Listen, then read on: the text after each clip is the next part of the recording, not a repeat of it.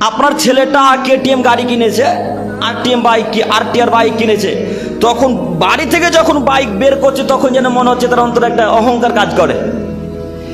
এমন ভাবে রাস্তাতে যাচ্ছে মনে হচ্ছে না হিটলারের বেটা যাচ্ছে। ও একবার চুলগুলোকে কেমন কেমন করে, একবার জামাটাকে কেমন করে উড়ায়, একবার গাড়ি জোরে পিক আপ দেয়, একবার আস্তে পিক আপ দেয়।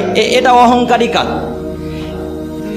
এই বাক্য আপনাকে আল্লাহ বলতে বলছেন যে আদমের ছেলে মেয়ে, তোমার ছেলে মেয়েকে বলো যে তোমরা অন্তত বাড়ি থেকে যখন বের হবে তখন তোমরা অহংকার দেখে রাস্তাঘাটে চলাচল করো না।